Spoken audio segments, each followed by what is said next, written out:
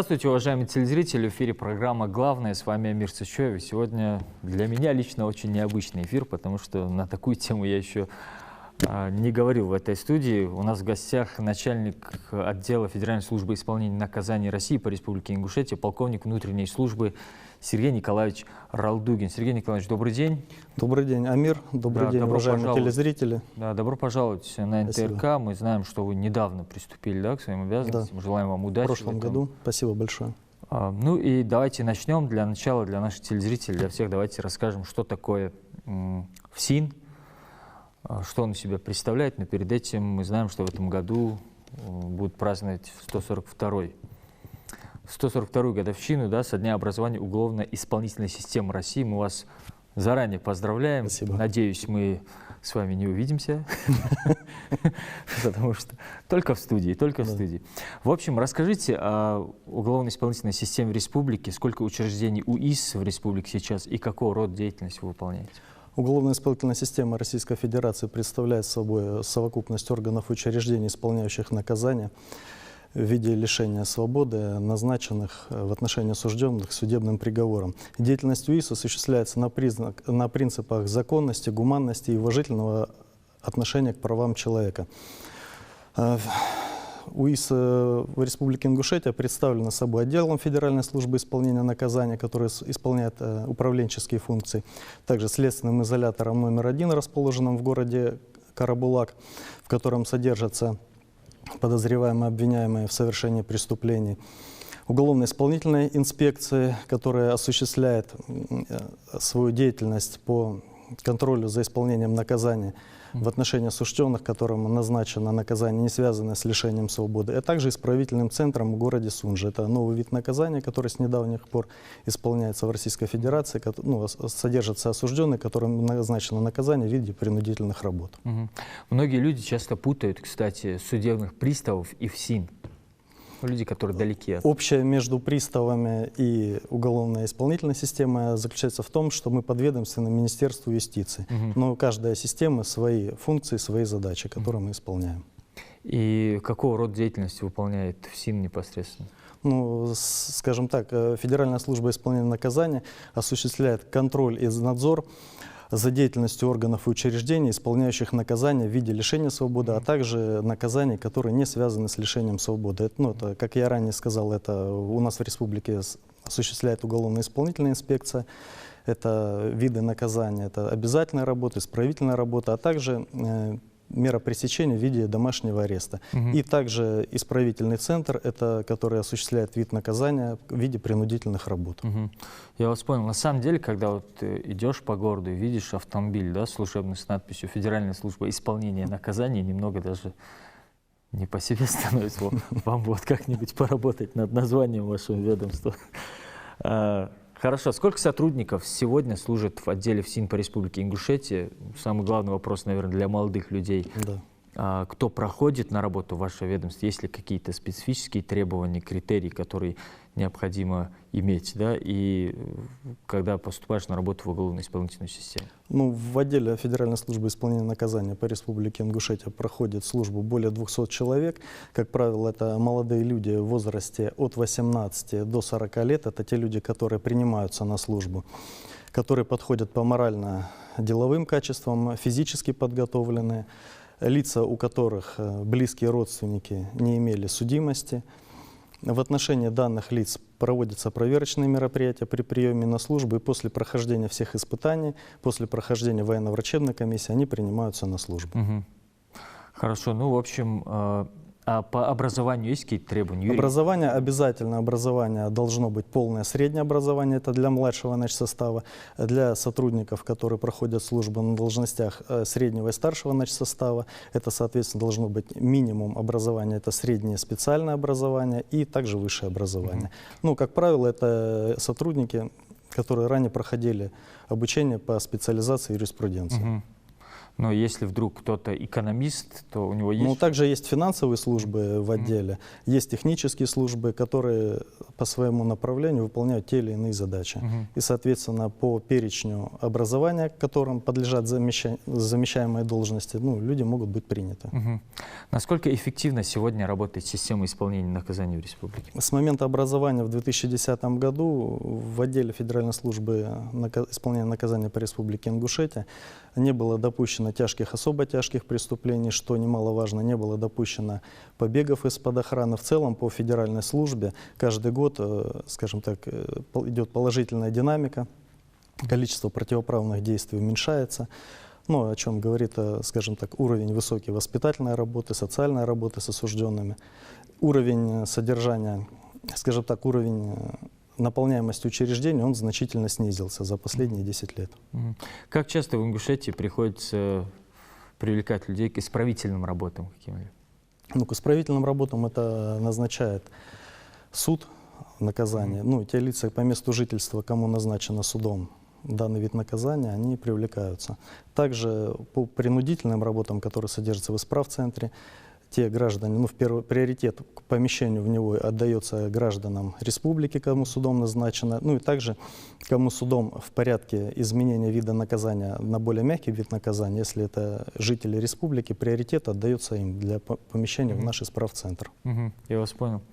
2020 для России, для всего мира, для Республики Ингушетия был сложный год. Мы все знаем, почему. Это COVID-19, который, можно сказать, практически остановил деятельность, да, во многих направлениях. Мы знаем, что коронавирусная инфекция проникла и в некоторые учреждения, где содержатся либо люди под следствием, либо уже ждущие. Ну, к счастью, у нас не было ни одного факта зафиксировано заболевания ковидом в республике, да.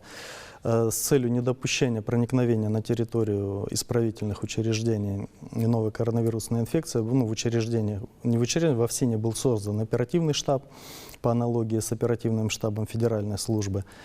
Был принят комплекс мер по недопущению проникновения новой коронавирусной инфекции на территорию охраняемого объекта. Это в первую очередь организованы были санитарные посты по прибытию в учреждение как сотрудников, так и подозреваемых, обвиняемых, им всем замеряется температура. Если даже у сотрудника немного повышена температура, он на территорию учреждения не допускается. Только после того, как сотрудник предоставит справку, что он не болен коронавирусной инфекцией, он может пройти на территорию. То же самое ограничительные меры были приняты в отношении адвокатов, следователей, ну, всех категорий лиц, пребывающих на территории учреждения. Благодаря чему нам удалось не пропустить на территорию следственного изолятора инфекции, ну, скажем так, здоровье граждан не было под угрозой. Ни единого случая? Ни единого случая. Это здорово. Сергей Николаевич, мы все знаем, что следственные изоляторы вашего учреждения закрыты. Закрыты ведь, правильно? Да, конечно. Кто контролирует то, что происходит за закрытыми дверями, чтобы не было вот лишних вопросов, разговоров? Ну, контроль за деятельностью исправительных учреждений осуществляется по разным направлениям. Это в первую очередь это международный контроль, который осуществляется международными организациями.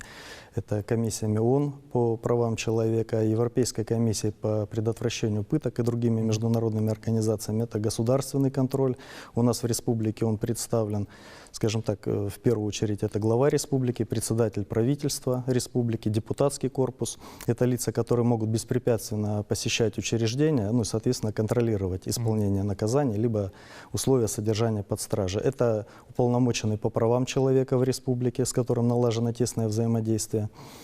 Также осуществляется ведомственный контроль со стороны вышестоящих органов, это Федеральная служба исполнения наказания Российской Федерации. Контроль со стороны надзорных органов, он осуществляется прокуратурой Российской Федерации, ну, у нас прокуратура Республики, также надзорной прокуратурой, надзорным прокурором. И также со стороны общественных организаций. Это общественно-наблюдательная комиссия. Также при ОФСИНе создан общественный совет, который, наряду с тем, что его задачей является, скажем так, помощь в организации деятельности, также и контроль за соблюдением прав человека. Есть ли возможность посещения родственниками людей, которые содержатся в ваших изоляторах? Скажем так, посещение родственниками, оно есть, но с разрешения следователя либо суда, за кем он числится. Проведение длительных свиданий были в связи с введением ограничительных мер осужденные, которые выполняют работы по хозяйственному обслуживанию, было прекращено. До особого распоряжения, скажем, когда эпидемиологическая обстановка улучшится, тогда будут возобновлены длительные свидания. Но краткосрочно посещают. Известно, что с осужденными регулярно встречаются представители духовенства. Да. Означает ли это, что в исправительных учреждениях республики в полной мере учитываются потребности людей, которые там содержатся? Во всех учреждениях, так как в следственном изоляторе, так и в исправцентре созданы молельные комнаты, в которых осужденные могут выполнять религиозные обряды.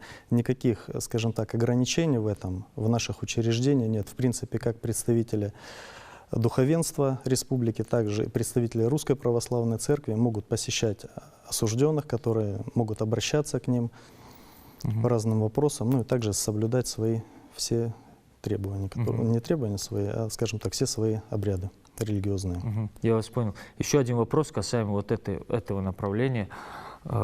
Часто бывает так, что человек попадает за какой-то проступок, за какую-то ошибку в своей жизни в места не столь отдаленные, или в тот же изолятор под следствие, неважно, и выходит оттуда чуточку начитаннее, чем был до того, как попасть туда. Естественно, библиотечный фонд, он есть в полной мере, регулярно он пополняется как религиозными организациями, так и общественными организациями. В принципе, потребность осужденных и подозреваемых, обвиняемых, она обеспечивается в полном объеме. И еще один вопрос касаемо непосредственно содержания людей, соблюдения их прав. Как организована работа по взаимодействию ФСИН с аппаратом уполномоченного по правам человека в Республике Ингушетия и общественными организациями? Насколько эта работа налажена? ФСИН, скажем так, взаимодействует в полной мере с аппаратом уполномоченного по правам человека. Регулярно уполномоченным лично посещаются учреждения наши, делаются обходы. Также при обращении граждан уполномоченный приезжает, скажем так, в незапланированное время, те, которые встречи мы запланировали заранее, он приезжает, оказывается юридическая помощь со стороны уполномоченного в отношении подозреваемых, обвиняемых. После обходов мы проводим совместные совещания, на которых обсуждаем проблемные вопросы, а также как их разрешить. На что может пожаловаться человек, который содержится в изоляторе, если ему что-то там не устраивает, не знаю? Бывают жалобы от них? Свет, нет, слава, скажем так, на содержание жалоб не поступает, так как изолятор, он, скажем так, по меркам уголовной исполнительной системы новый, он проектировался и строился с соблюдением всех санитарных норм, соблюдением тех требований, которые предъявляются к местам содержания под стражей. Поэтому, на моей памяти, вот я здесь уже более 8 месяцев, ни одной жалобы на условия содержания, на питание, медицинское обеспечение со стороны подозреваемых, обвиняемых не поступало. Это хорошо. Еще один очень интересный момент. Известно, что профессиональное обучение осужденных – важное звено трудовой адаптации. Да? И скажите, пожалуйста, какие профессии на данный момент востребованы в местах лишения? Как правило, это электрогазосварщик, повар. Под одним из требований, предъявляемых к осужденным, которые готовят пищу, это должно быть наличие у них специализированного образования. Помимо этого у них должна быть медицинская книжка. И, соответственно, осужденный не сможет выполнять свою работу без соответствующего образования. Осужденные, отбывающие наказание в следственном изоляторе, имеют возможность обучаться. У нас заключено соглашение с образовательными учреждениями. Даже есть возможность получать высшее образование. Это при желании. В принципе, если осужденный хочет повысить свой профессиональный уровень, все для этого условия у него есть. И действительно, вот человек может выбрать какую-то профессию, его будут обучать этому? Конечно. Сильно. Это одно из условий воспитательной работы с осужденными. А как работает вот система? Еще один вопрос у меня возник из всей этой истории. Допустим, человек отбывает наказание, 7 лет за что-то сидит, не знаю. И в итоге он получил образование, освобождается, выходит на свободу, перевоспитанным, будем надеяться. Есть ли у этого человека шансы устроиться на работу? Не будет ли у него проблемы с тем, что у него есть уголовное прошлое, что он был судим, отсидел? Скажем так, проблема в трудоустройстве может быть при обращении в правоохранительные органы, в котором одним из условий является отсутствие судимости, либо отсутствие привлечения к уголовной ответственности. Соответственно, если человек освобождается, то никаких причин ну, к его нетрудоустройству быть не может, в принципе, потому что осужденный, он, как правило, который стремится к этому, он получает образование, он трудится в местах лишения свободы, он уже социально адаптирован. Поэтому никаких В препятствий. случае, если ему отказывают, допустим, в приеме на работу, без, ну, имея в виду, что он уже отсидел, да, грубо говоря, этот человек имеет право подать в суд и добиваться справедливости? Ну, в первую очередь обращаются в надзорные органы для принятия мер прокурорского реагирования, но потом впоследствии уже по реакции прокуратуры уже дальнейшие его действия могут быть. Здорово, просто многие люди считают, что это невозможно. Если ты один раз оступился где-то, понес наказание, особенно многие люди думают, что это просто невозможно, Ну, все дальше. скажем так, по практике я встречал много людей, которые после отбытия наказания нормально нашли себя в обществе, создали семью и нормально, добросовестно трудятся на предприятиях. Это хорошо. Также мы знаем, что задача уголовно-исполнительной системы не только в том, чтобы изолировать от общества опасный элемент, но и также есть вопрос перевоспитания, так, чтобы больше человек не нарушал закон. Какие меры предпринимаются для этого, что делается? Ну, скажем так, воспитательная работа с осужденными направлена на их исправление, формирование осужденных, в первую очередь, уважительного отношения к человеку, к обществу, к труду, к традициям и правилам человеческого общежития. При отбытии наказания с осужденным постоянно проводятся работы воспитательными службами, социальными службами по их, скажем так, изменению их мировоззрения. В процессе отбытия наказания за полгода до окончания наказания с осужденным проводится так называемая школа подготовки к освобождению, где все воспитательные и социальные службы проводят с ним работу. Те осужденные, у которых нет работы, делают запросы в центры занятости населения, в которых сообщается, что освобождается такой-то, такой-то осужденный, он имеет такие профессии, ну и, скажем так, изучается рынок вакансий с целью предложения ему. Если осужденный не обеспечивается, нет у него жилья, также направляются запросы в администрацию, ну, о месте, где он может проживать. Осужденный, если заявляет о том, что он будет проживать у своих родственников, расположенных в другом субъекте, Федеральной службы исполнения наказания приобретаются ему билеты с целью, чтобы он мог беспрепятственно добраться к дальнейшему месту жительства. Здорово, на самом деле. Еще один очень интересный вопрос, который меня заинтересовал. Какого рода нарушения распорядка и режима чаще всего допускают находящиеся в СИЗО граждане? Бывают ли попытки проноса запрещенных предметов в СИЗО-1 и какого рода предметы чаще стараются пронести? Ну, основным видом нарушения это нарушение распорядка дня. Это осужденные, скажем так, не соблюдают распорядок дня, пытаются спать в неустановленное распорядком дня время, нарушают форму одежды. Ну, а также были попытки проноса запрещенных предметов на территорию, провоза запрещенных предметов. Родственники в передачах пытаются спрятанным, ухищренным способом передать запрещенные предметы. Ну, это в первую очередь средства мобильной связи, с которыми сейчас идет беспощадная борьба. Решением Совета Безопасности, скажем так, указана уголовно-исполнительная система на недопустимость нахождения средств мобильной связи на территории исправительных учреждений. Президентом Российской Федерации был подписан недавно указ, позволяющий сотрудникам уголовно-исполнительной системы блокировать номера телефонной связи, использованных осужденными. Ну, это либо руководитель территориального органа, либо его первый заместитель. За прошлый год было 14 таких фактов у нас. Ну, осужденные после этого привлекались к дисциплинарной ответственности. В отношении граждан, пытавшихся передать запрещенные предметы, материалы об административном правонарушении были переданы в мировые суды, и они были подвергнуты штрафу. А есть ли такая опция, что заключенный может там раз в неделю или 2 раза в неделю получить право на звонок? Телефонный звонок. У осужденных такое право есть посредством связи. Ну, в нашем субъекте данные услуги предоставляются Зона Телеком организации. Согласно правилам, каждый осужденный в течение 15 минут каждый день может совершить телефонный звонок своим родным и близким. Каждый день? Каждый день. Я вас понял. Ну, еще вопрос. Много фильмов сейчас выходит на экраны о тюремной жизни, о попытках побегов. Мы говорили о том, что пытаются пронести. Теперь вопрос, пытается ли кто-нибудь оттуда убежать, бывают ли попытки побега? Ну, у нас в республике таких попыток не было совершения побегов из скажем так, из-под стражи. Мгм. Ну, по стране такие факты регистрируются, но еще раз говорю, каждым годом их становится все меньше и меньше. Отрабатывается система, совершенствуется система охраны, что не дает такой возможности совершить побег лицам, которые содержатся в наших учреждениях. Мгм. А за попытку побега наказание? Ну, и за попытку побега предусмотрено уголовное наказание. А, это еще одна, Конечно. еще один суд? Если осужденный совершает побег, это преступление, предусмотренное статьей 313 Уголовного кодекса, за которое он потом впоследствии несет наказание. Да, лучше уж дотерпеть, да, получается?